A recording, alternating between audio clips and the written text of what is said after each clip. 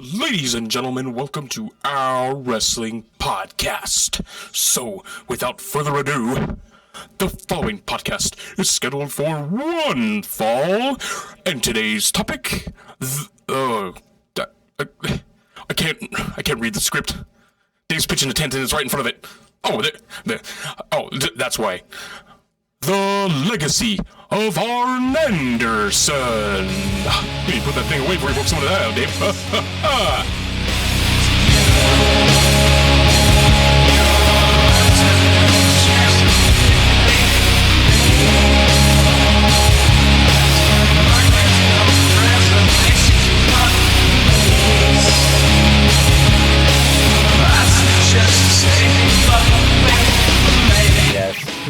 Recording. Welcome to the O.W.P. This is our wrestling podcast. This is Dave along with Jess. Hi, Dave. And Craig. I'm speaking and this is my voice.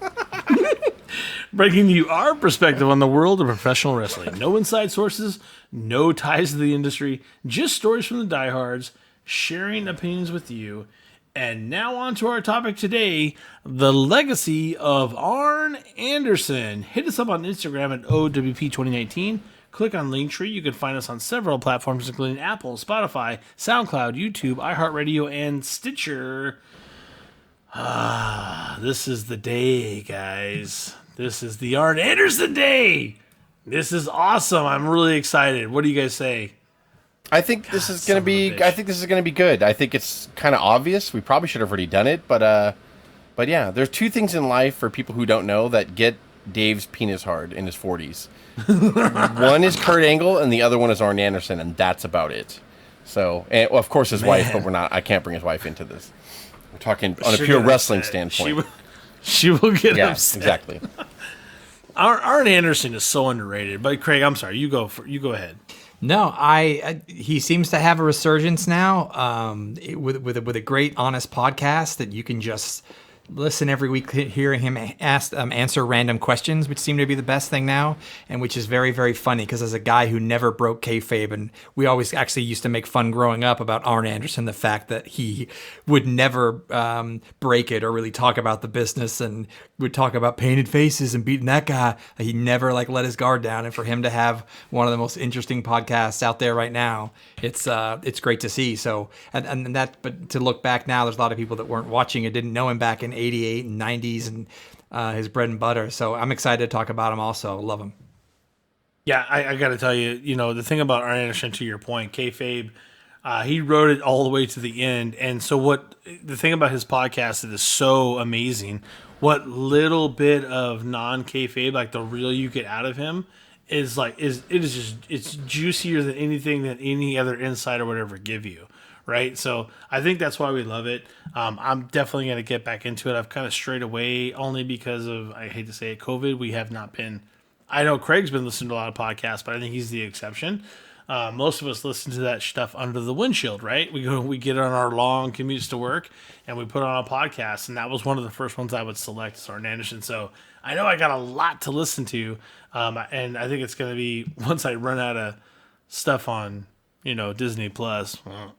Yeah, and not to mention, even not the podcast, but before he spent a decade or so being a producer for WWE, WWF, and it was John Cena's, I think, main guy who worked with him on all his matches. So talk about a storied career and then a follow-up, and he's always making history wherever he is. Never typically the loudest guy, but he's always around for a lot of moments. So he's done a lot. He has a lot of stories to tell that we haven't even been able to hear about yet.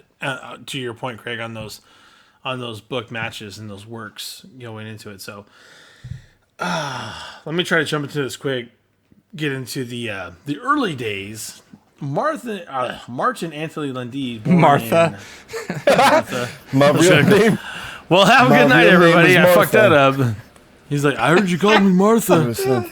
We're going to have a problem. You and Tosh are going to meet me. Mom had bad penmanship September on my 8th. birth certificate, and well, that's how that happened. It didn't go quick on the early days, did it? I spent my first 10 years at schoolyard fights. They kept saying, "Hey, Martha. Hey, Martha. Hey, Martha."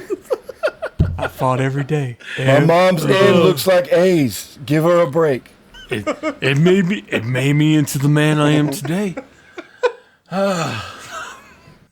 Martin Anthony Lundy was born September 20th, 1958, better known by his ring name Arn Anderson.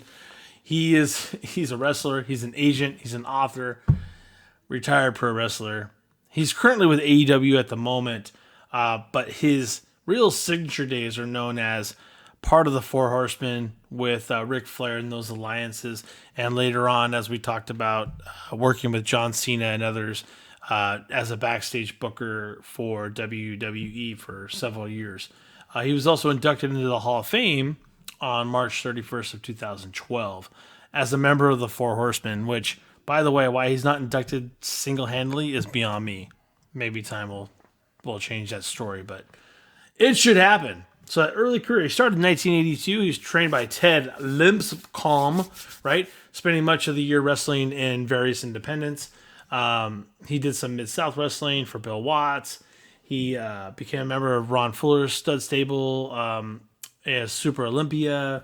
He met and became actually met Ric Flair at this time in between 82 and 84, and that's where they kind of began that friendship.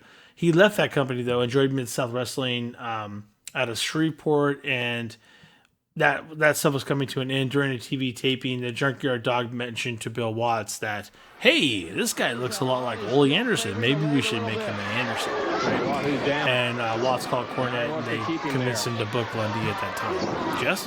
As long as the Indian is not up, he can't chop. Needs to get to his feet. And when he does, look at him. Just to the head. Drives it back. See what I said? Get into his feet. Takes him back down. Yeah, so that's really how it happened. Like, Junkyard Dog was responsible for this. He worked for Bill Watts, and then thank God for Junkyard Dog. Yeah, one day in the locker room, Junkyard Dog is like, God, he looks like Ole Anderson, like one of the Anderson brothers. And but he's not. But and I guess Watts was winding down with Anderson, who was just under his real name at that point in time, and then called Jim Crockett and said, look, I have someone here that could tag with Ole if you're interested, and you could give him the last name Anderson. He looks like an Anderson. So they did. He made the call to Jim Crockett, and Crockett said, yeah, bring him on down. And that's how he ended up in the Crockett Promotions early on in his career, and he immediately was an Anderson. So he's not really an Anderson, but when you think of an Anderson, you think of Arn this whole time, like growing up. Oh, who's a famous Anderson? Well, Arn is in wrestling, but he's not even an Anderson. It's just amazing. Would you agree, Craig, that he took the Anderson name further than any other real Anderson? Oh, for sure. He's the first one you think of. And like, not only the Anderson name, but he's like, I thought someone on Twitter, and I was reading an article in researching and getting up to speed on Arn, like, he is the epitome of dad strength. Even at 24 years old, he looks like everyone's dad. He was male pattern baldness, and the phrase dad bod is like popular now, but like, he had a dad bod the entire time that I grew up watching him. Like, he always had a dad bod. Yeah. But I mean, he was always strong. But I love. He's dad. Oh, dad. And now at 43 years old, I want at least Arn Anderson's body. Like, I look in the mirror now. I'm like, I just want to look like fucking Arn Anderson. Can I just get to that point? I couldn't do a spine buster now. At least once. Right. We'll see what happens after. So he made his way to Crockett and Mid-Atlantic Championship Wrestling, and from there he achieved legendary status in the Georgia Mid-Atlantic territories. He was a tag team wrestler. Ole noticed that his style was that no-nonsense approach in the ring. He worked over the body throughout the match like Ole did. They agreed to work together. Obviously, they honed his capabilities, and they reformed the Minnesota Wrecking Crew with Lundy. They replaced Gene Anderson. He was kind of phasing out, getting a little older, and then he was a kayfabe nephew of Ole Anderson. Was kind of how they positioned it, right? And they became a force in the territory. They got the NWA National Tag Team titles in '85, March of '85, and they defended the titles throughout the year. and they defended those titles even against Wahoo McDaniel and Billy Jack Haynes. I'm gonna lay it out in that for you time real frame. quick, David Crockett. I never claimed to have the gift of gab that Dusty Rhodes had. I have never claimed to be as handsome a man as Magnum TA is. I have never claimed to have that fire and intensity and downright stubbornness that Manny Fernandez has. But the one thing that I do claim to have is to be an Anderson, to be a winner, to have that intensity, to have what it takes to do what I have to do. God, this is... I can't believe when you think about when this first started, it was a short period of time. We're talking about the Four Horsemen of 85 to 88. I know it gets reformed, but it seems a short period of time before they kind of break off, right? So they formed that loose-knit alliance with heels like Tully Blanchard and Ric Flair, and they began to have common enemies, and the Horsemen frequently team together in 6-man, sometimes 8-man tag matches. They interfere with matches. This is how heel tags worked, right? And they became a force within the territory. They do feuds with like Dusty Rhodes, Magnum TA. There's a name for you. The Road Warriors, Rock and Roll Express, and then Anderson even saw success as a singles wrestler, and he wins the NWA Television Championship in '86, right? Yeah, a lot of people don't know. We'll talk more about his tag glory, but that Anderson, I might be forgetting a name here, and if I am, forgive me. But I think he's the greatest television champion ever, Arn Anderson. I think that's an easy. I can't think. That's an easy thing to say, and he set that standard long before he did his amazing run as a tag team partner for numerous people that we'll get into in this run. But yeah, before him and Blanchard, and they eventually became the standout tag team of the Horsemen, but really him and Ole came in as the tag team, and Flair and Blanchard were the singles guys when they first put the Horsemen together. Blanchard sort of being kind of a carbon copy of Flair, just the suits and, was talking about how rich he was and he likes fine women and fine wine. And Blanchard was kind of like the same as Flair on that. And then him and Ole came in, and they were a dominant tag team too that a lot of people forget about. A lot of people automatically go to Tully and Arn too, but really Ole and Arn were not only just as the Wrecking Crew, but when they first came a part of the Horsemen, they were a big deal. Like, they were a really good tag team. They were known in a lot of the territories, and they were really famous for just stretching the shit out of people, in the sense of Ole would really be brutal with people, but Anderson wanted to wrestle. So you were going to have to work when you got in there with them. And that's what any promotion wants, is champions that will make challengers, or the people that they put in that position to challenge for the championship in that territory. You really, as a fan, you hated Anderson and Ole because they were dastardly heels, but you knew, like, God, if my favorites are going to win, these guys are going to stretch them, and they're going to make them work for it. So, and that was the same way behind the scenes. They didn't let their opponent slide. Ole and Arn were really the first, like, really solid tag team that I remember of the Horseman group. And then, of course, Dave will continue on and talk more about it, but that it should be known. A lot of people say a lot of things about Ole. He's a grumpy old fuck at this point, but at the same time, like, him and Arn were great together. Like, and Ole was great on the mic back then, and Arn was quiet, but he was, started the early on of the Enforcer, where he would just be quiet, but when Ole wanted him to get in there, he was a sweep guy. Ole would brutalize him and brawl him to death, and you tag an Anderson, and he would get in there and he would just, like, technically destroy them. And that's kind of their... really go to work. Yeah, that was their whole gimmick as a tag team. So to say, I need to spotlight them for a second, because it's easy to yada yada past Ole's time with Arn, but that kind of started it all. The fact that he adopted the last name Anderson, started it for him. So, and they were really good. They were really great together. He was privileged to get the name passed to him, and then he put the name past a whole nother level. But at the same time, to your point, Jess, he was learning. When he was the Enforcer and listening to Ole and what he had to say, he got better. Craig, do you agree, disagree? Yeah. I mean, this was kind of the beginnings of you could put Arn in anything, and he'll serve at whatever role you want of him, whether it's one half of the tag team champs with different partners, whether he's the guy doing the beatdown, whether he's the guy giving the beatdown, whether he's the guy wrestling a majority of the match. whether you want him to be the mouthpiece or whether he's chasing and winning and defending the TV title, or he's being the enforcer for Flair. Like, he played in so many roles and served as so many roles through his career, and seemingly did every one of these tasks with a smile on his face and at 110%. And this was, to Jess's point, kind of the beginning of his breakout, and what kind of probably a better mentor to have than Ole to show him kind of what to do, and in some ways not what to do with a grouchy old fuck, as Jess said. Yeah. I agree. And then eventually it kind of comes into the growth of his own, right? The Four Horsemen with J.J. Dillon, they serve as the group manager. It wasn't really the Four Horsemen yet, but Anderson had the ability to do interviews and further those storylines, and he actually improvised an interview, allowed him to coin the Four Horsemen of the Apocalypse. And that's the name. That's actually, and some people do know this, but Anderson, yes, should be credited with the name Four Horsemen. He came up with it. Yeah. It's just improving in an interview one time. And he said that. The Four Horsemen of the Apocalypse. Yeah, the Four Horsemen stuck, and then all four guys behind the scene were like, that's a really cool name. We should call ourselves that. And so Anderson should be credited with the name, the coming up with the name, the Four Horsemen. I don't, just like I didn't walk into that interview planning to say any of that.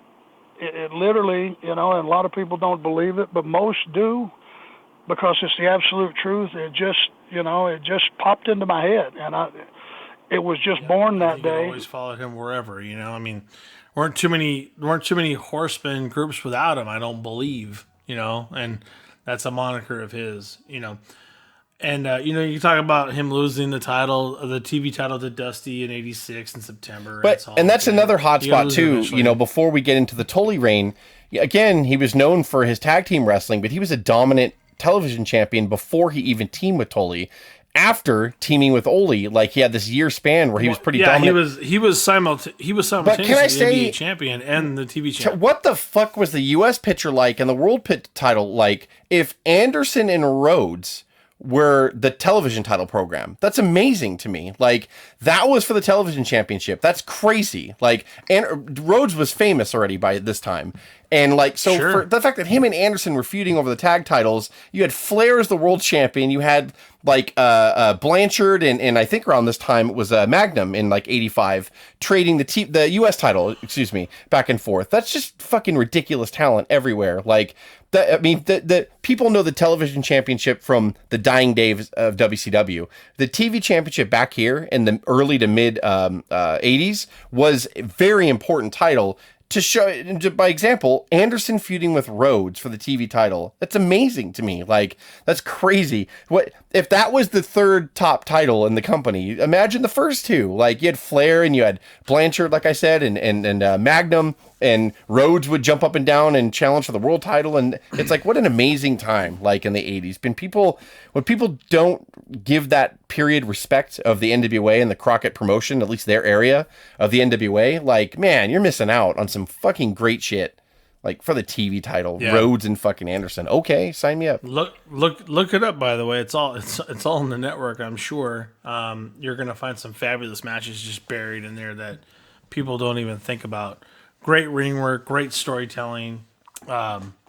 This is what got a lot of people hooked and pushed on to bigger promotions. Sorry, Greg. Growing up in California, we didn't see a lot of this era. We saw it in the magazines that we bought on the newsstand, the wrestlers and PWIs. But there wasn't a weekly show that we saw. And when we got the first exposure to it, getting some VHS tapes of that kind of stuff, we were lucky to get it. And that was my first kind of experience in this kind of reign and seeing the blood of the more realistic kind of violence of the NWA. But mine was Joe. They had cable. And so, so if you didn't have cable, when Joe first met me, Joe was like, "Oh, you like wrestling too?" And I just only knew WWF. And Joe was like, "Oh, I watch NWA too. My favorite wrestler's Ric Flair." And I was like, "Well, I see him in all the magazines." And so I went to Joe's house I think we were in junior high, and he showed me one of the NWA shows, one of the Crockett shows, and he had tapes and stuff. And I was like, "Holy shit!" You got to see everyone that I had seen in the magazines, like the Road Warriors, Rhodes, Arn Anderson, Tully Blanchard. I got to see him finally, and I was like, "Holy shit!" There's this whole other world than the WWF that I grew up on, which obviously was cool enough for me to get hooked on,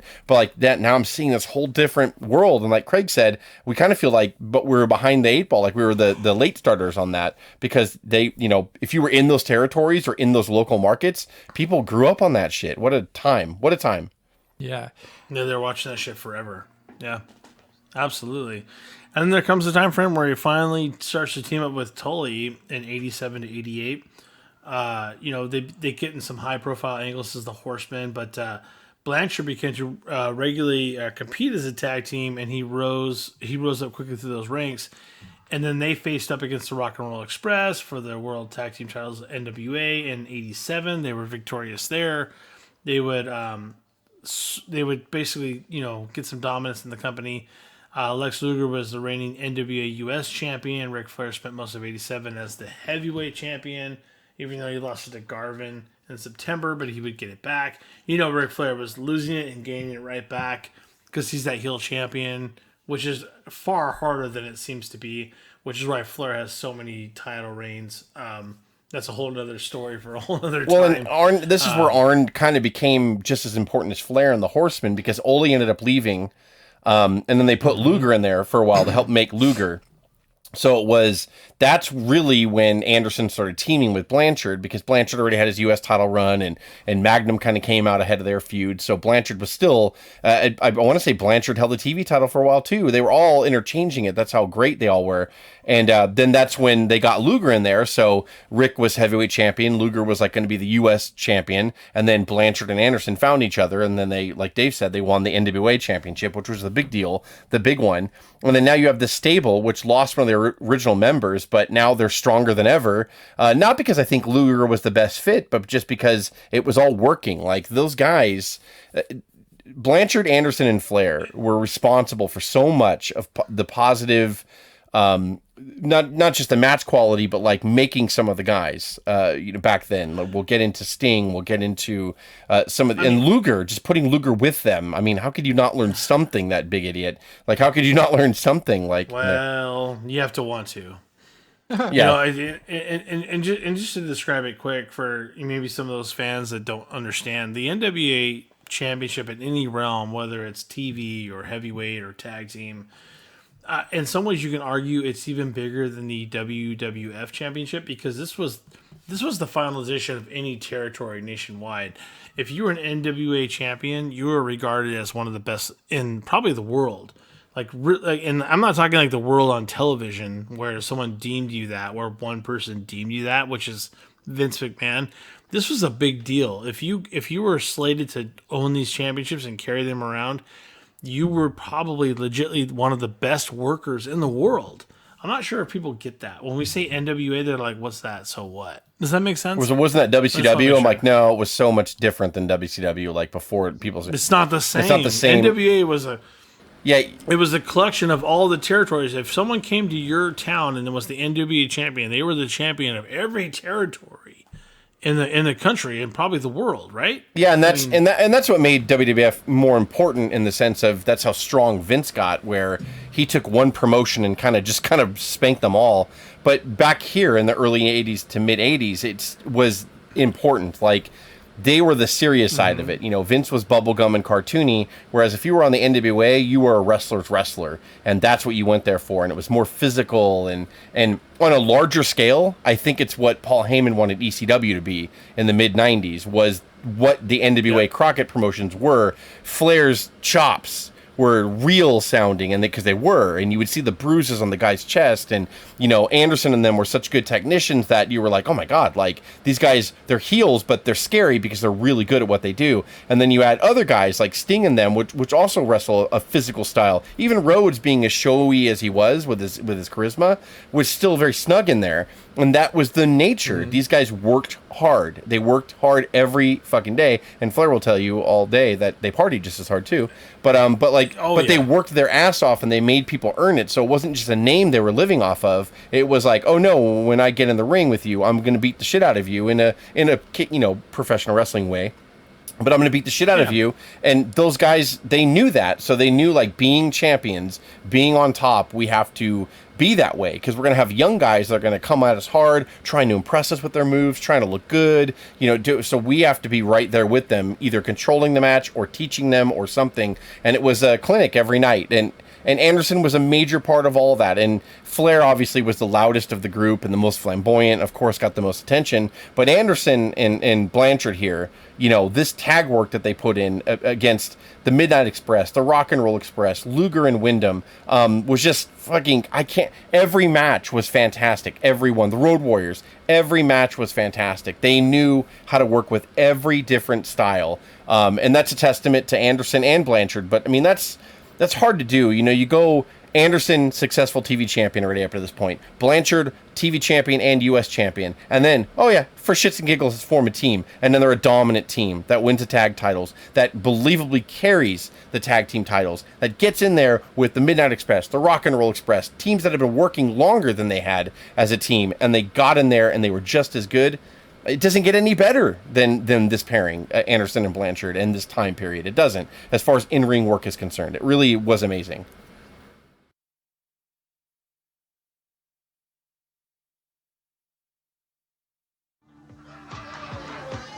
Ladies and gentlemen, the World Tag Team Champions, Arn Anderson, Tully Blanchard, with their manager, J.J. Dillon. David Crockett, when you go into a civil war, you don't go in a civil war looking over your shoulder. You don't go into it demented, screaming, hollering, off the wall like Kevin Sullivan. You go in with a clear, cool, calm, collected head. Because any athlete, I don't care what sport you name, never competes 46 straight days at top-level competition. And the only way to come out of it with your health, with your life, and going in with the gold, the only way to come out with the gold is to use that same level-headed philosophy that we live 24 hours a day, 365 days a year. Yeah, I mean, imagining in 87 and 88 doing the loops of the Carolinas and Georgia and all around there, and sometimes bigger markets like Chicago and those kind of things, you'd have an amazing 20-minute match with Blanchard and Anderson, and as Jess said, Road Warriors, Midnight Express, Rock and Roll Express, the biggest faces of their time, and then you'd see probably another half an hour, 40 minutes of Flair versus someone with your face chasing him for the championship. Yeah. Like, it was just, it didn't get better than that. And I'm sad to say I never saw a card at that era, but it must have been something special. Yeah.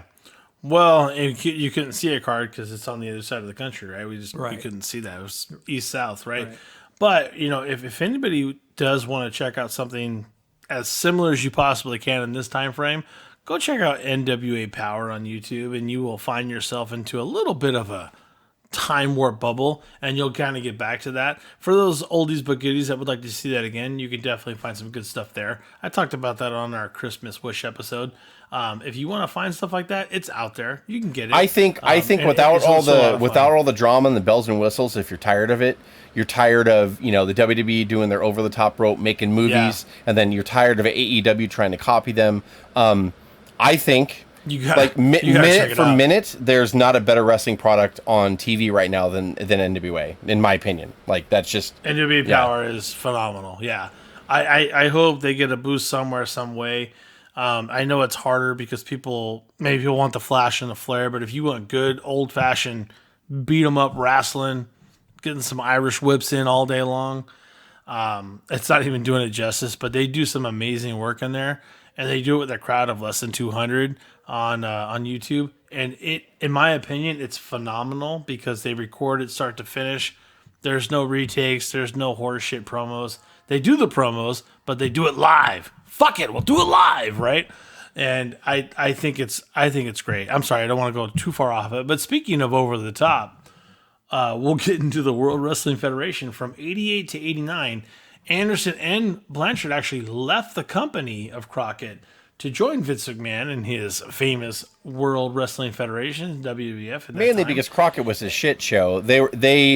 They realized one day, they woke up and they were like, oh, we're making a lot of money, but we're losing more than we're making.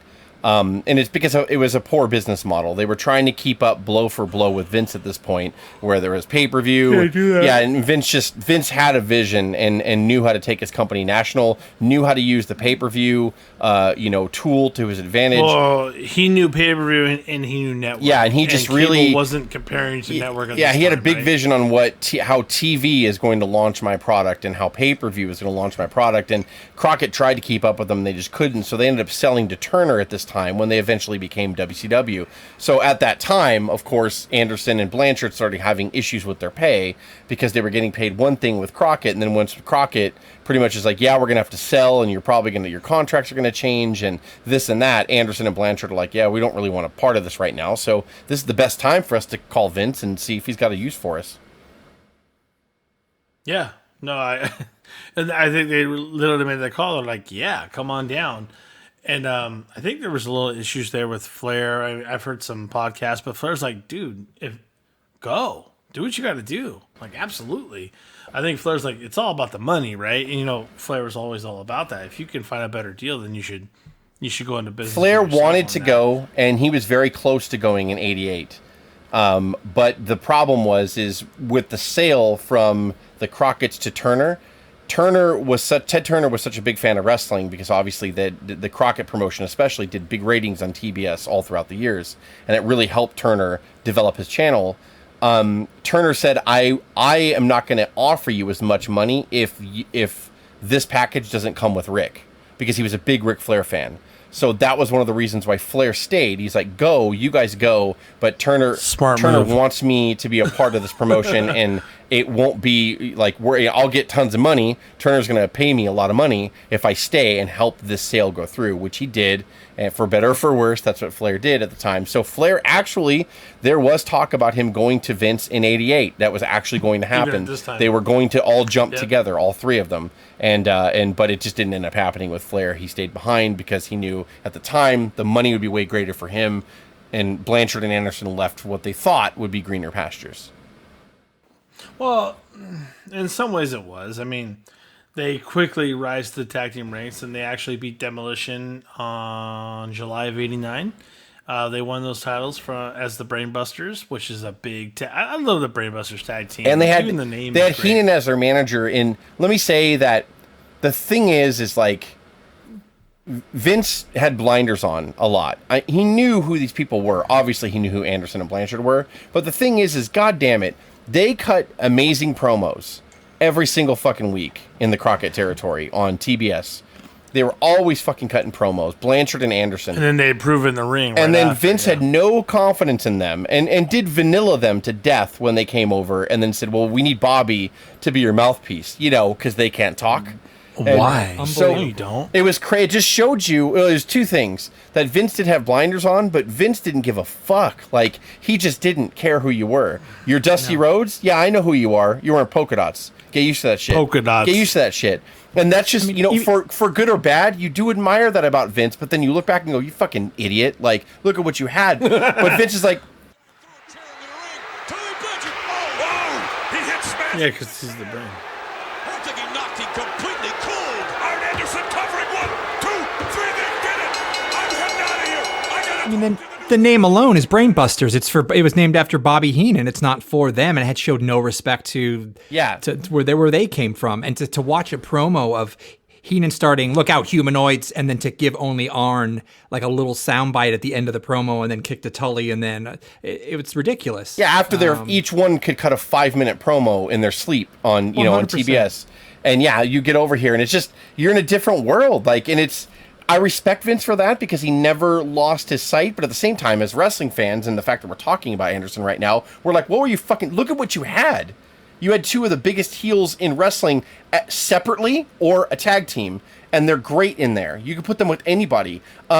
Blanchard against Savage, anybody? I don't know. You know what I mean? Anderson, a heel against Hogan, okay. Like, any day of the week. Like, Anderson against the Warrior to help the Warrior learn a little bit. Like, I mean, there's so many different things. Santana versus Anderson. Are you shitting me? Santana versus Blanchard. Like, so many different things that they could have done in that time. Could you imagine? But yeah, Vince, he was not afraid. He was just like, this is my template. You want to come in as 2 scoops of vanilla ice cream? Heenan's going to be your fudge. You like that shit?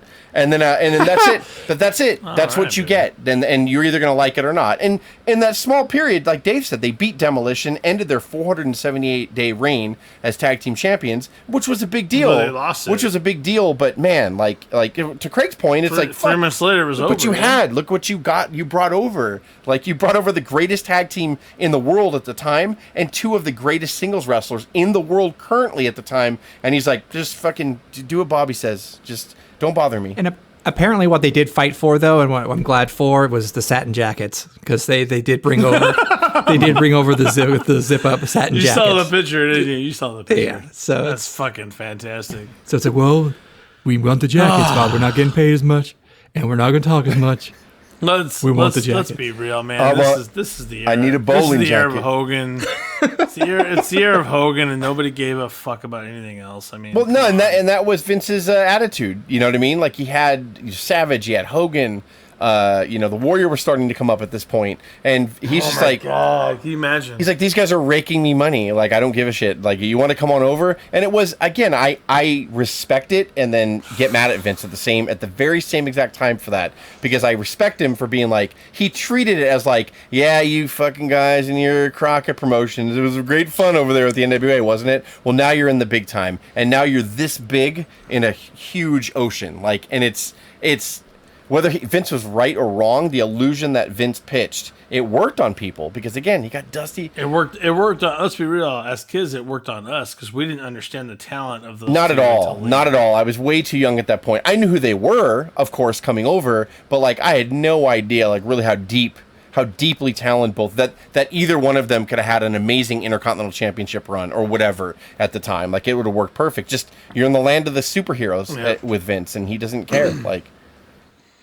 But even to your point, Jess, obviously Tully and Arn felt that they were worth more than that. They're like, well, you promised us a lot of things, and we don't see that. And Vince is like, well, if you don't agree, you can always go. They said, okay.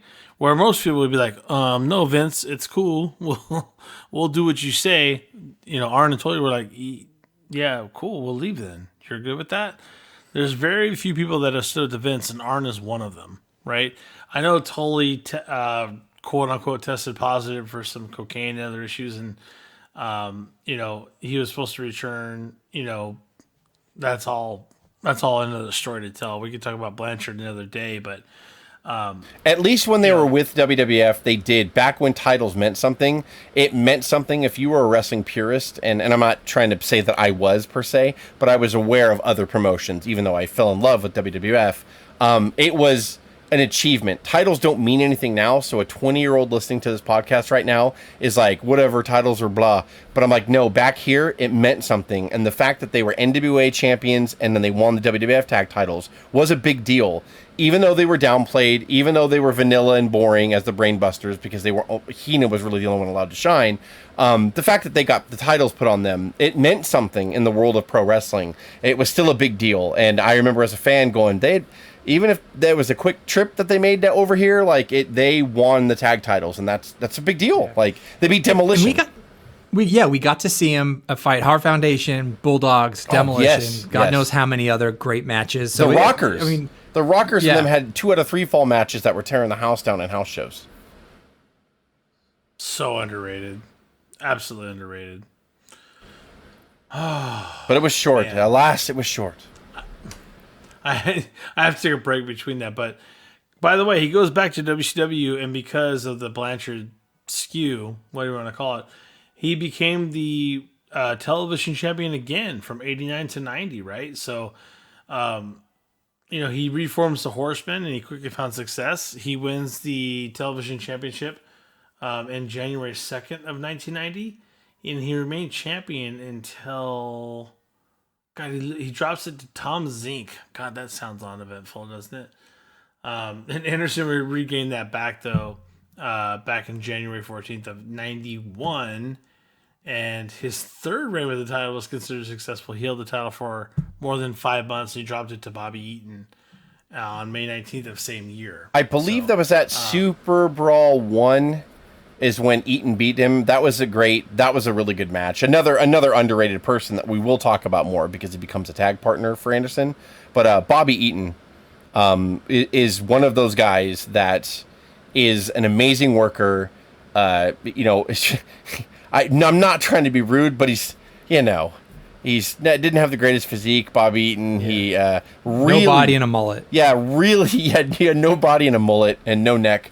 But I mean, he was amazing in there. He was amazing. So his match with Anderson here at Super Brawl 1 in 91 for the TV title, absolutely worth watching. And it was a cool crowning for Eaton. Eaton ended up going over, and it was a really good pop at the end for Eaton to win. But again, a lot of stuff that Anderson can give you.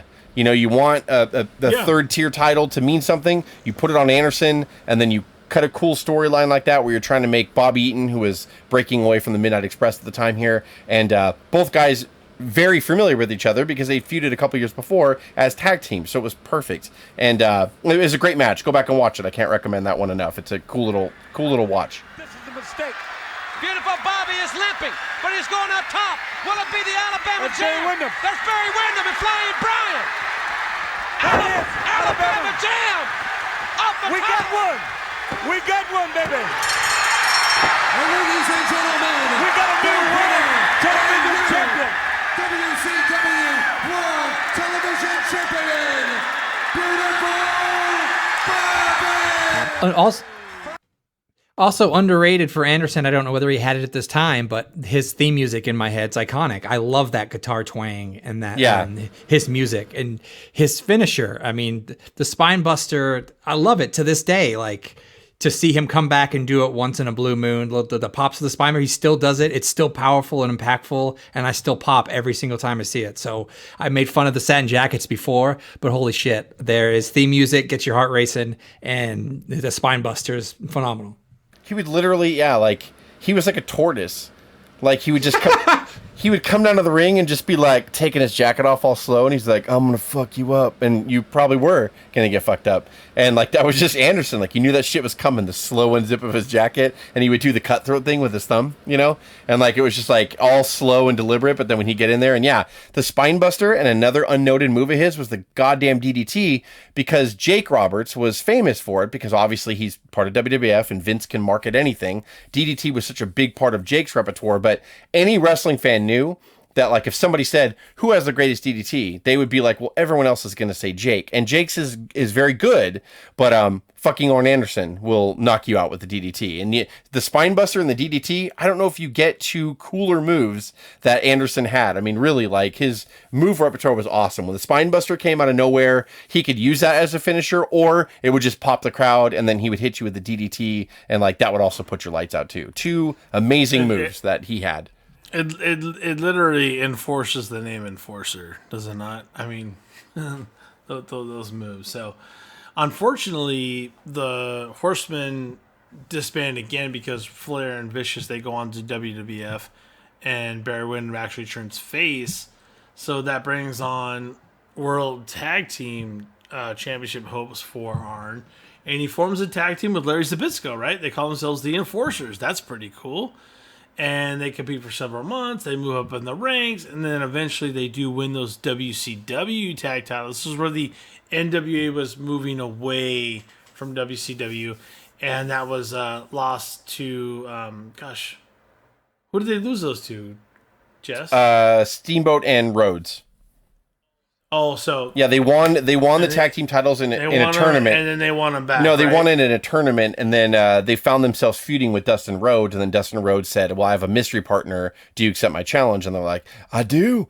And then so Ricky Steamboat ended up being a surprise partner who returned to the company after a stint in WWF. So Steamboat comes back over. Another cool thing that we used to be able to see back then that you don't anymore. That hopefully you can never even really see it now because there's so much contracts and wrestling where it's like they have no compete clauses. But back here, even if they had a no compete clause, it was cool. They could go and work on the WWF, wear out their welcome there, and then leave for a couple months and then come back, and then they would debut on WCW, and they were all brand new again. So Steamboat did that here, and that was a memorable moment as well at a Clash of the Champions. Was this the stint where Steamboat was IC champ and had to drop it because that was that was the first time that happened. This was after Steamboat went back to WWF and was the Dragon there. It didn't really work out very well, and so he came back to WCW here, and it was a great moment. The crowd went crazy, of course. It was a good tag match, and Rhodes and Steamboat would win the tag titles, but that was the end of Anderson and Zbyszko's reign. But it wasn't the end of their affiliation, Dave, because they would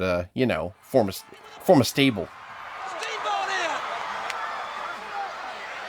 Over the top. I don't understand why was there a tag made?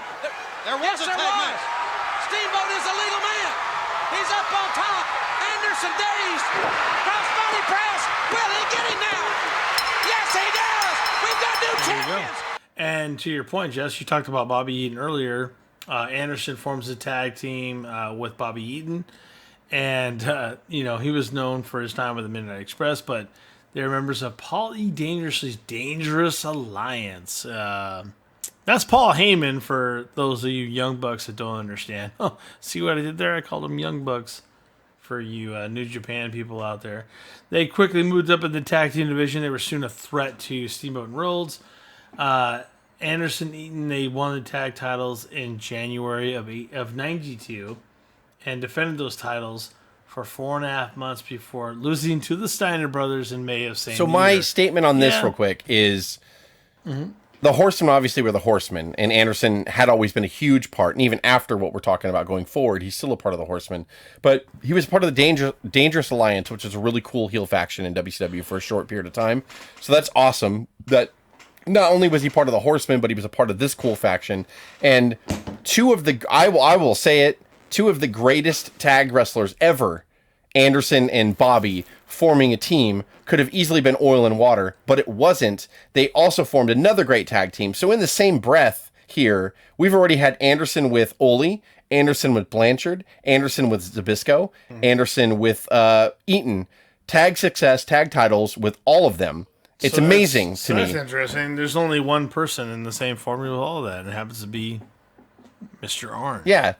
Anderson. They didn't have a name, did they? They were just Arn Anderson and Beautiful Bobby? They were just part of the Dangerous Alliance, and it was Anderson and Bobby. That's all it was. And they had amazing matches with the Steiner brothers. I mean, Steiner brothers were for a topic for another day too. They were great. But man, you went to work when you faced the Steiner brothers because they were stiff as shit, especially Scott. And they all of their matches were great.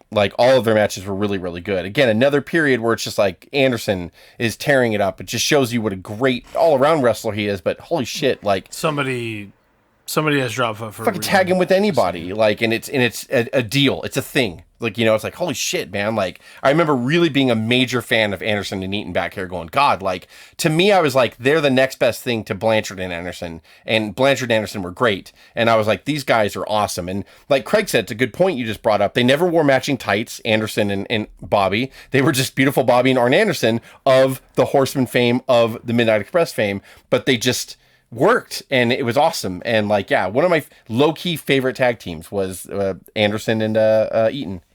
And more WCW's fault for not even attempting to do that to them. It ties some cohesive unit between the two of them. But and another kind of interesting thing at this point too, the Dangerous Alliance itself. I don't know, these kids out here today, cell phones used to be so big that they were used as weapons. So Paulie Dangerously, a lot of matches ended with his big, huge Generation 1 sat phone being used as a weapon. It was and he would always pretend like he was talking on it. It was big, too. It was huge. He would always pretend like he was... style cell phones. He would always pretend like he was talking on it, too, which it's not a cell phone. And anyone who had a cordless phone in their house knew that if you got 6 feet away from it, it would get shit service. But Paulie Dangerously's in the middle of an arena talking to people on his agent or something. It was ridiculous. It worked fine, Jess. Jesus. Yeah. No. I love Paulie Dangerously, Paul Heyman for all that stuff. Phenomenal stuff. We all know it didn't work. It was probably a clay prop for all we know, and someone got hit with it probably every other time in every match on every house show, and it's great. Paul Heyman is still in our hearts today, and he's still doing work at this moment. He was a big part of WrestleMania with 0 people in the crowd just this year. So, great work by Paul Heyman, Paulie Dangerously, good stuff.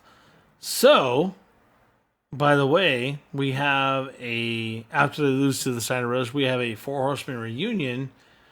It's funny how these all go to a year, but this is how it works. So in May of '93, Anderson and Ole, they rejoined and they reformed the 4 Horsemen. They introduced Paul Roma as their newest member. He's very athletic. He's very skilled in the ring. I still don't know why people shit on Paul Roma so bad. Someone needs to explain that to me. I would think that he would be a natural fit. I really think back here in '93, it was a Flair in his 40s, and he was insecure.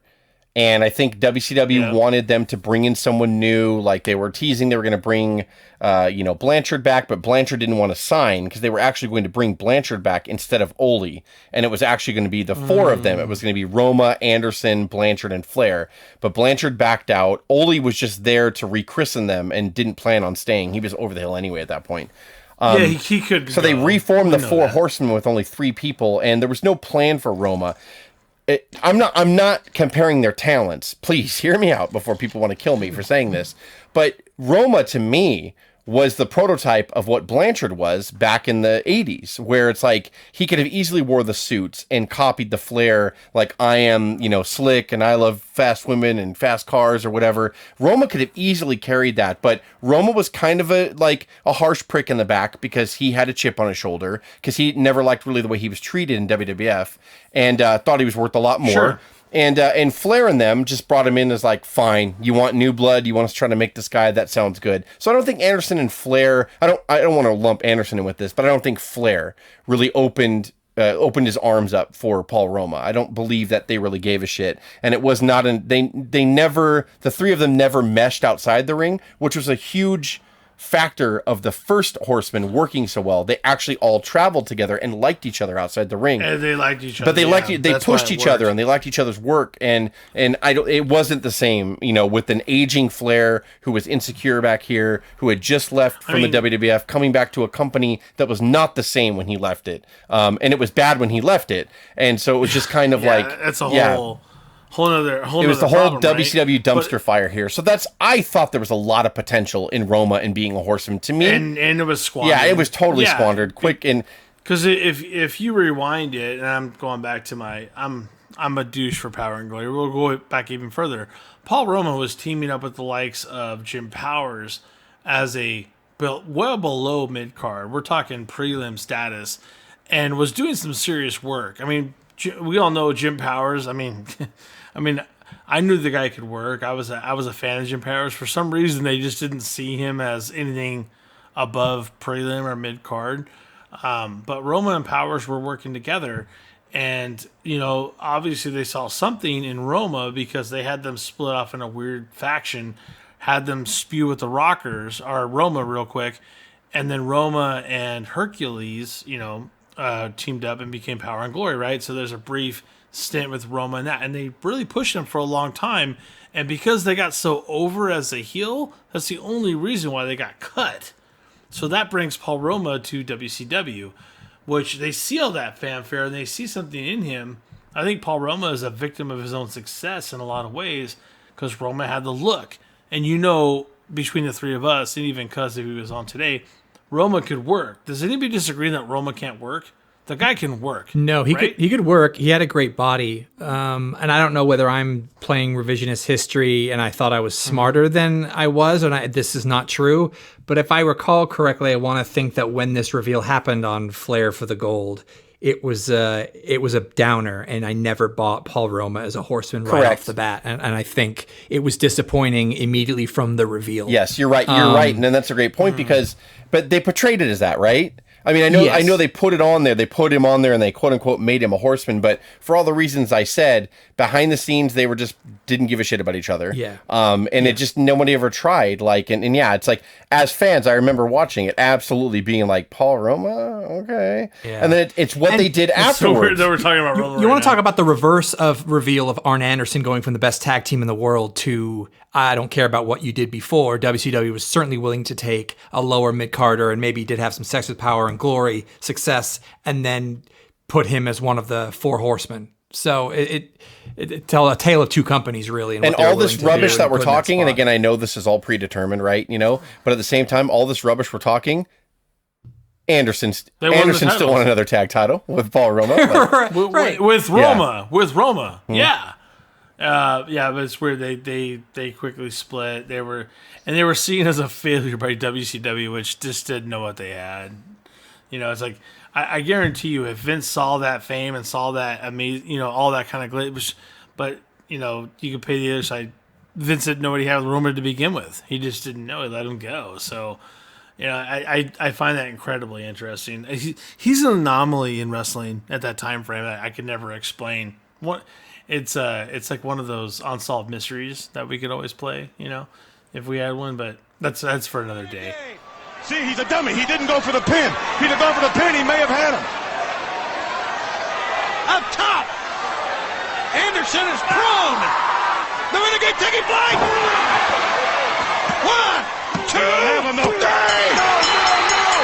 Ladies and gentlemen, the champion, and new World Television Champion, the Renegade. And I think too here we're getting to the point where the company was changing at such a rate and the wrestling landscape was so different here in 93. It was downturning and everything. I think, unfortunately, because of the bullshit politics in both companies, but WCW mainly here, the days of Anderson, now here he's getting into his mid-40s, I think the days of him influencing, he just wasn't used right?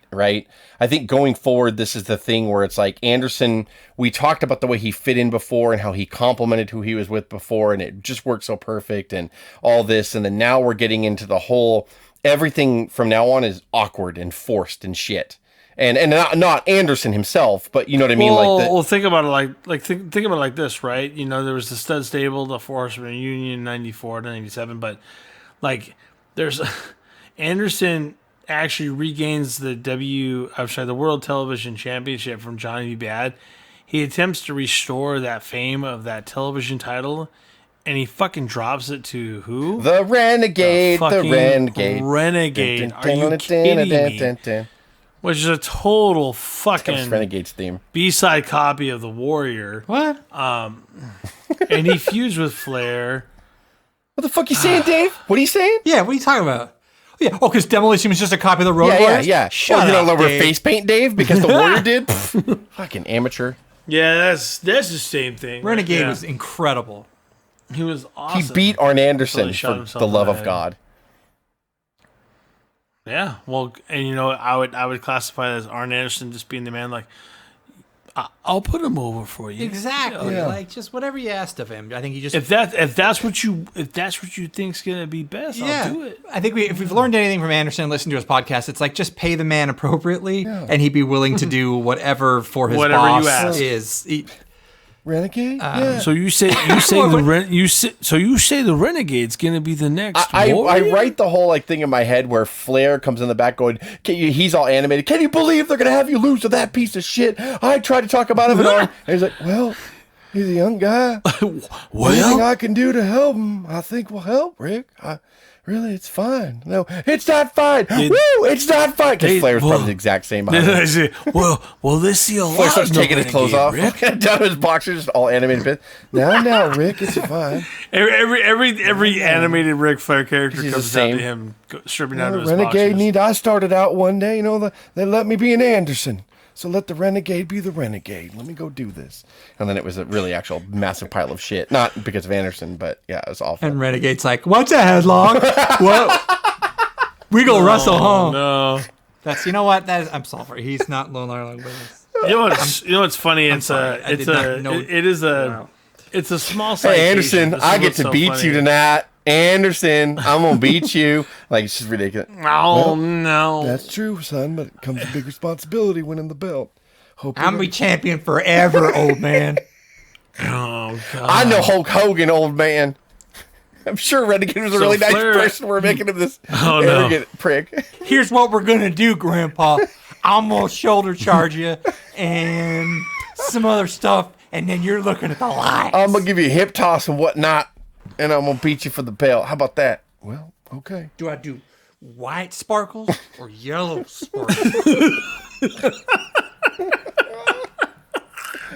Oh, damn it. I'm sure Renegade is probably the nicest man in the world. I'm trying to. I'm sorry. No, I'm trying to get back. Any hoozle. Renegade the character. Renegade not the person. I'm sorry. It's all good. So me and Anderson, he feuded with Flair for a while. He was assisted by Pillman, Flying Brian Pillman in those efforts.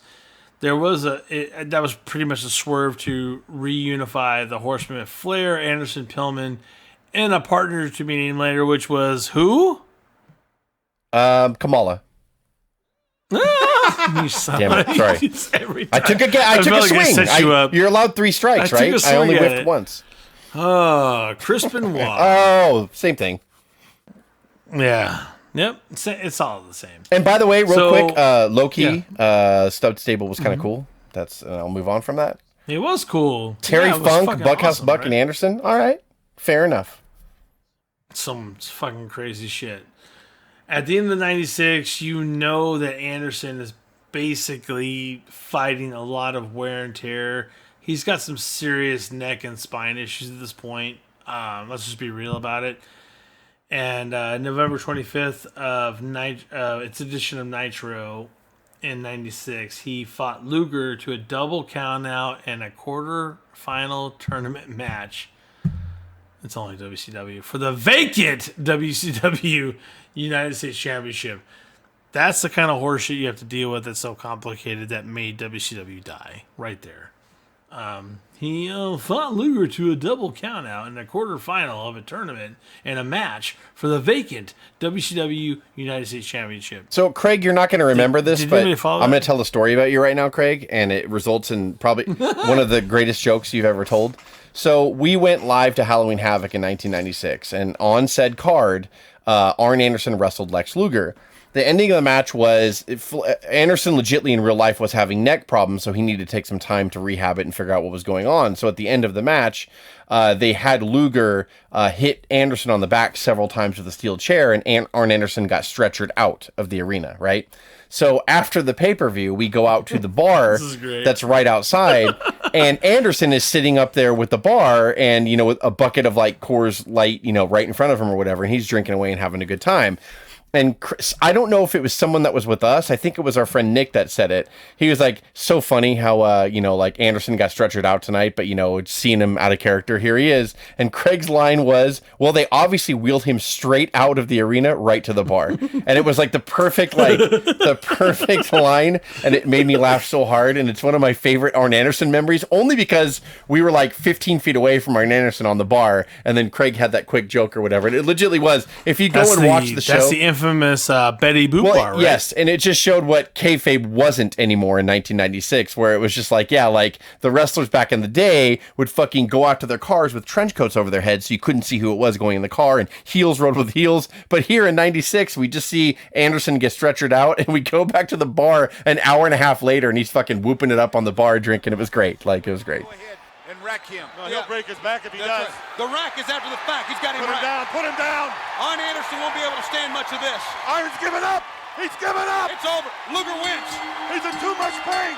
I thought I'd never see it. Arn Anderson gives up. But look, it's in the middle of the casino. You're coming out of the MGM Grand Garden Arena. You have to cut through the casino. There's no way. So you are 13,000 people are walking right past it. Yeah, kind of on the all way these out wrestlers are up on MGM. this stage, and the bar was risen like 3 feet off the floor. So it was like on a platform. It was like, look at all these wrestlers that are actually best friends. Look at them. And he was probably 2 or 3 deep out of the bucket, just like minding his own business, like at a table at the bar. Yeah. And I was just like, Wait, he was just stretchered out. Yeah. It was funny. Obviously, he got stretchered straight from the arena right here to the bar. Like, it was great. Hey, that's a solid rehab regimen right there, It my was great. friend. You just numb it with alcohol. But yeah, sorry, I didn't mean to stop the podcast there. But it's a great. Couple of Coors Lights. It's a great Anderson. Take care of Just that. some of the great personal stories you'll get if you subscribe to the O.W.P. we To the lived it, O.W.P. folks. We lived it, fuckers. We don't just read about it. We were there. We were there. Unfortunately, all great things have to come to an end. We're going to talk about Arn's retirement. You know, in August 25th of 97, on a Monday Nitro, Anderson formally announced his retirement from the ring.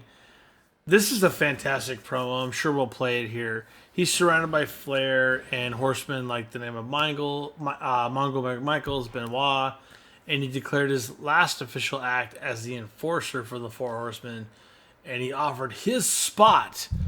And this was so tough. I love this. He offered it to Kurt Hennig. But by the way, Kurt Hennig was doing his own problems. Well, and it was tied into with the next week or the week after the NWO parried it, which it was funny. I know, but it was funny. And this is the times that we lived in. You know, DX could do it till they're fucking blue in the face, and everyone loves it. But the second I am a huge critique sometimes of the way Hall and Nash would act, and the way Nash especially would act. But here it's like, come on, get the fuck over yourself. I know Anderson was upset at the beer references. Not to jump ahead, because the actual speech that Anderson gave retiring was one of the most legendary, not just for Nitro, but it was an amazing speech. Oh, yeah. Than be anything than the enforcer. In my best friend's eyes, I'd rather walk away. And for all you people out there that have ever bought a ticket to see Arn Anderson wrestle, whether you love me or you hated me, you knew that when that bell rang, you got all I had that night. Whether I won, whether I lost, I gave you everything. But the parody of the NWO was really fucking funny. It's just if WCW could get their own head out of their ass, they would have realized that built a lot of heat, and they could have been drawing money for fucking months of like the B Squad NWO versus the Horsemen, and it would have just drawn amazing with Anderson as the manager because he was retiring. He couldn't be there anymore. But they didn't do that anyway. And it's not like Anderson could lay out a spine buster at any given moment for that. For those pops. So yeah, you know, I don't know how much you want to talk about like his agent time in WWF. I'm sure we'll talk about it now, but since his in-ring career is over, I mean, it was fitting in the sense of not because I don't think he deserved a Flair farewell when Flair retired, right? He deserved a Michaels farewell when Michaels retired, but I think that Anderson's big strong point, I think the biggest thing that I take away from his career was that he was not in the front. He was there, and he was a major pillar, and he always held up everybody around him. And I think that the way he went out with this amazing promo, like Dave talked about on Nitro, and then he went away. And that was it. And like, yeah, Anderson deserved more. Yes, I will never say he doesn't, but I think in a weird way, the way he was in the ring is the way he went out. It was not with a lot of fanfare. It was just like, I'm out, goodbye. I can't do this anymore. And if I can't be 100%, there's no point in it. And he wasn't even over emotional about it. He was just pretty factual. Well, this is what I'm dealing with. This is my complications. I tried to get it surgically fixed. I tried to work out in the gym afterwards. I can barely close my left hand. His whole thing was not, I'm going to hurt myself. I think that was on his mind, but he said on his podcast numerous times, I didn't want to hurt somebody else. I did not want to pick someone up for a routine move like a body slam and my left arm give out and I drop someone on their head and I hurt them or kill them because of me. And like, that's so him. Unselfish, intelligent, well thought out, everything that he was in the ring. I do believe that he deserves all the big fireworks and everything because these are the unsung heroes of pro wrestling, the Arn Andersons of the world. But he went out exactly the way he performed, which was everyone behind the curtain knew how good I was, and everybody, you know, understood it. People that were smart to the business got me and understood it, and that's fine. I didn't have to be a Hogan or a Flair or a Savage or a Warrior or a Sting or whatever. I didn't have to be. I was me. I made them good. They were good because of me. Like, it was a great summation of kind of what he did in his career. It had humility in it. He was putting someone else over. He was great on the mic. He passed the torch, and he also just kind of, I think inside the speech, he said he played himself down, something about like parlaying a subpar talent into a great career or something to that effect. And you knew the power of it because the man standing behind him was Flair in the background, kind of with tears in his eyes the entire time. That's who had the emotion of kind of the whole thing and the visual of Arn's retirement. So as he handed off and asked Kurt Hennig to take his spot, and you can tell it was tough for him. And it was just about if he couldn't do it anymore, couldn't provide for the fans. He couldn't do it. He was talking about the story of the back slap that he had of someone at the gym when he knew that he just didn't have it anymore. It really just kind of holds up, and it's powerful and a great little microcosm of who he was in those 4.5 minute kind of goodbye. It was very cool. And go ahead, Dave. No, you're fine. Go ahead. I'm just gonna say the greatest NWA/WCW television champion there ever was Arn Anderson. And he's the greatest tag team wrestler I've ever seen. And you could put him in there with anybody. Yeah. Yes, the Midnight Express were a great team. Yes, the Rock and Roll Express were a great team. Yes, Hart Foundation were a great team. Yes. But Arn Anderson was an amazing tag team. The greatest. Like I just said, he was the greatest tag team wrestler I've ever seen. He was put with how many partners? And I get wrestling, it's fake. They give the titles to him. Okay. If you put kayfabe into it and you were a major tag team and Arn was chilling in the back, you would have to greatly consider whether or not you'd be like, should I dump my guy and go get Arn real quick? As kayfabe goes, he was that good. He could wrestle with anybody and make something happen, make something major happen, right? He was that good. So I easily give him that crown of greatest TV champion ever and greatest tag team wrestler ever. Like I've not seen anybody better you can put him in with anybody. How different is Roma from Eaton? How different is Eaton from Zbyszko? How different is Blanchard from Zbyszko, from Eaton, from, and he was that good. Like from Ole, even. And like he was just that good. Not dismissing any of the talent that was with him on the other side, but he was that good that the Revival slated their whole tag team persona off of. You can argue it's the Brainbusters, but it's really off of Arn. Yeah, it's off of Arn. And he influenced them a little bit before he left the company as well, or fired, whatever you want to say. He was, we'll get onto that too. He was an agent for a long time behind the scenes in WWE. And I think that's great. And I think I'm almost positive that anybody that got a chance to be under his tutelage when he was there learned a lot from him. There's no way. And now he's with AEW, and that's only going to be a coup for them. And, if they're serious about building their behind-the-scenes atmosphere and the energy behind the scenes, Anderson's probably pretty perfect to have back there. There's a lot to talk about on that, but not much that people would really get, rock hard about, Basically from 01 to 05, he's becoming a road agent for WWF, which is now WWE. In 02, he appears on television, helping out other management. He pulls apart brawls. He's that guy like, who's that? Wow, shit, that's Arn Anderson pulling the brawl apart, right? You're like, holy shit, that's Mick Foley. I'm like, not the Mick Foley pulled people apart, but like that's that random wrestler that I saw 10 years ago pulling people apart. That was Arn Anderson getting involved quite a bit, right? So he was involved with a lot of matches like that. He basically, yeah.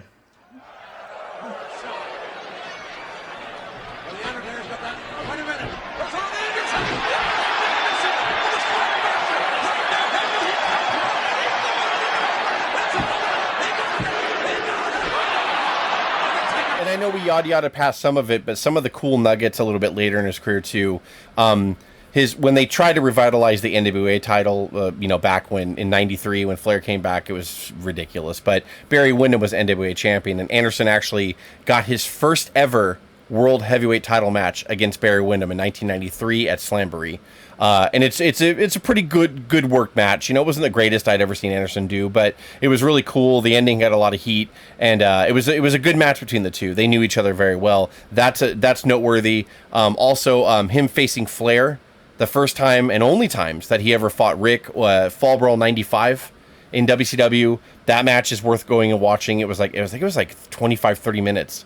And they had a really good match together. He actually goes over on Flair there. So there's a lot of cool stuff. He actually pinned, he's one of the very few people that's ever pinned Hogan on an episode of Monday Nitro in 9 to 5. Like, he beat Hogan. He cheated a little bit, but he beat Hogan. He pinned him 1, 2, 3 in the center of the ring.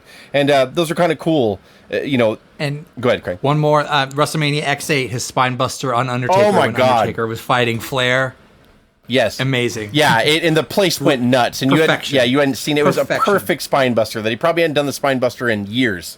And he just walked in there and did it to the Undertaker real quick for a quick, awesome pop spot and put the streak in jeopardy for a second. But it was awesome. Like, yeah, I'm glad you mentioned that. For a second. I'm glad you mentioned that because that is a big Anderson moment. So, I mean, there's been so many things. And, he did kind of manage in 99. I want to say he managed Malenko and Benoit when they were a tag team facing. Was there a spot where Austin pissed on him? We did what? It says that. Well, I'm looking at the notes here. Undertaker. He would later. I'm sorry. Anderson would turn heel by helping Ric Flair in his feud with Stone Cold Steve Austin, leading to Austin kayfabing urinating on Anderson. Maybe there was a little skit or something they did on Raw or something like that. I want to say maybe. Yeah, I totally missed that. I'm just saying. I'm like, did that happen? And then also, we wouldn't be remiss if we didn't mention the unfortunate stabbing incident, which I know we talked about. Unfortunately, at the end of 93, him and Sid Vicious got in a stabbing incident, which led to Sid's firing and Anderson being suspended for a while, but he came back eventually after that. But we've talked about that before, and it's in Anderson. Our it is a big part of Anderson's career. Unfortunately, I'd be remiss if I didn't mention that. But yeah, it's just I'm glad we didn't cover it in the main notes going over it because it was a very crazy time, a very crazy event. But it's been heavily documented on other sites, and even in our Wrestling Gets Real in the archives. So, and he's had various appearances since then, from 06 to 2019. He was on the Raw reunion special in 06. He was Ric Flair's corner against Mitch in the Spirit Squad. God, there's so many places where he kind of pops in and pops out. Heath Slater asked him to be his tag team partner in into a tournament for the SmackDown tag titles, but then he's like, "Well, you're not my first choice. Well, fuck you," and then he left. Right, and then obviously skipping ahead, in 2019, it was reported that Arn Anderson had been fired from the WWE. It was it said he was allowing an intoxicated Alicia Fox to wrestle a match at a WWE live event on February 10th of said year. At StarCast, Anderson said he didn't want to be somewhere where he was not wanted, and the hours had become too much. He couldn't say much he was bound by a non-disclosure. I can't see Arn Anderson totally going, "Oh, you're drunk, then go out there." I can't see him doing that. I think that's a lot of horse shit. I just don't believe it. I think maybe that Alicia was drunk, but he didn't know, but he was responsible. Does that make sense? Yeah. Am I crazy? No. I think that's really the gist of it. He has a mindset, and I think he fits way better in AEW than he did with WWE, and WWE has been really peddling crap for the last 5 years anyway, so a lot of the old people that stuck around, of course, they're going to stick out like sore thumbs when they're the critique of the product. You're not pushing my agenda, pal. You're not, whatever, and it is what it is. Like, he's a better fit for AEW, but I mean, I said what I feel about him, and what are your final thoughts on him, Craig, as far as just what he meant to you and watching him over the years? We've seen a lot of Arn Anderson shit, a lot. Yeah, we really have, and he kind of with a quiet kind of determination and speak softly, carry a big stick kind of guy. Like you get to kind of hear it from his mouth now in his podcast, but he didn't really talk about himself a lot through his career outside the ring. And imagine a guy that's tough to work backstage in WWE, WWF as an office guy if you're just actually gonna go with ethics and tell the truth and not tout yourself and just kind of do the job. So AEW probably is a better fit for him, but his legacy stands. He's done it all, and it all stands kind of in the ring and on the network and all over the place. I don't think there's anyone quite like him, and I think he's someone that everyone should aspire to be kind of in life, to do anything, not just kind of in the wrestling business. So, Dave, as one of the two people that gets you, ready for action, Angle and Anderson, what are your feelings on Arn Anderson? We'll cover Angle, I'm sure, one day. Arn Anderson is hard to explain to me. I think Arn Anderson is the epitome of the kind of guy that just goes in, clocks in, does his job, and then get the fucks out. It's just like I could give two fucks about your match. I have my match to run. I have my job to do. Even if that job is I have to protect the world champion, that's my job, and that's what I've been signed on to do, and I will do it. And I think I've gained even more respect and solace for Anderson with his podcast being so humble. I know some people may find that boring, but Arn Anderson is incredibly humble. He's like, well, I don't know what he was paid, but I can tell you that I wasn't paid enough. And at that point, he's like, I wasn't trying to bring in someone else's. Yeah, that's fine. You pay him what you want, but this is what I deserve. Rick deserved it. And Arn Anderson would never want to downplay anybody else. It was just about getting what he thought he was worth. Renegade deserved it. And if I didn't get what I deserved, I'd move on. It's fine. No big deal. And Arn Anderson, I really felt if you went in the ring with Arn Anderson and you crossed him wrong, that Arn Anderson could squeeze you like the likes of the Hearts. I'll stab you with scissors. I'll stick scissors right in your eye. I'll give it a shot. That was a bad moment, Craig. I'll give it an attempt. I don't know how good but I'll I do. really felt like Arn Anderson would go in there and lay down. It'll be the best shot. He would lay down a GDT or a power slam, and definitely a spine buster better than anybody in the business. They argue that Arn Anderson actually invented the spine buster, which a lot of people pay homage to. They still won't do today because Arn Anderson is that much respected. But I'll tell you right now, I'd rather have someone like Kevin Owens lay out the spine buster than that goddamn fucking Stone Cold finisher. I'll tell you that much right now.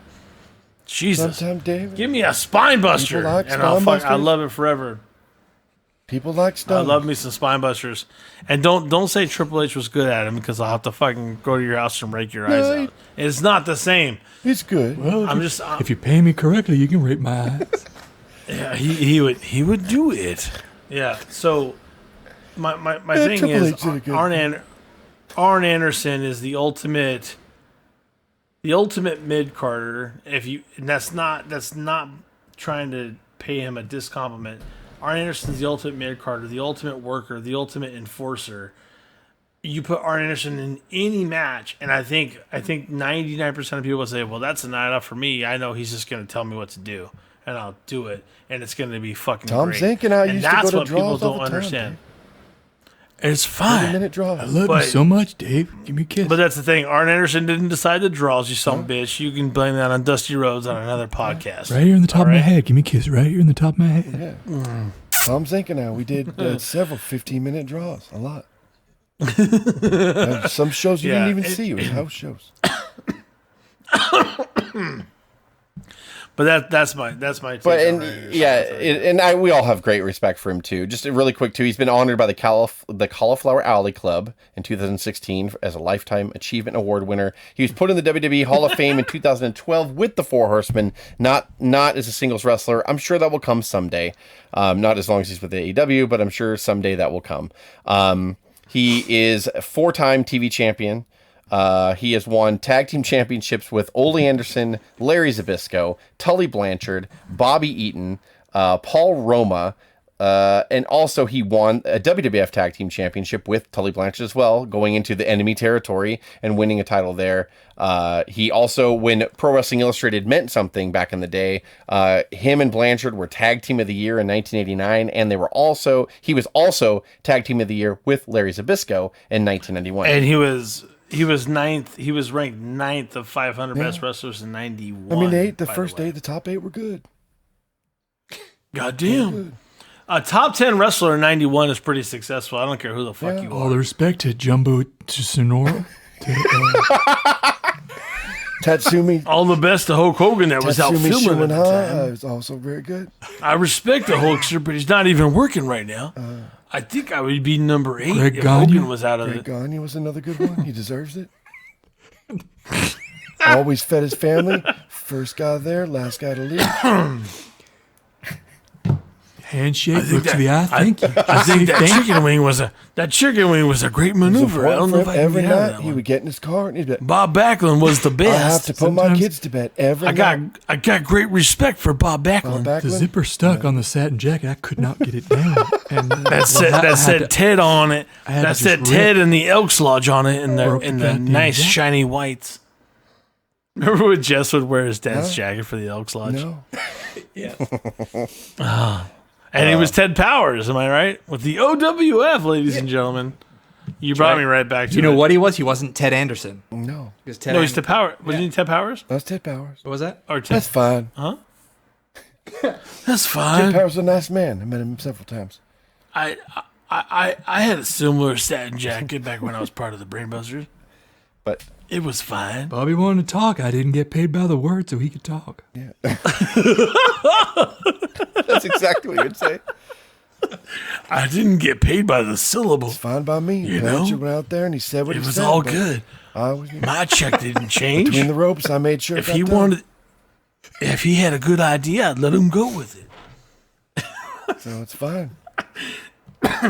As always, you can hit us up on Instagram at O.W.P 2019.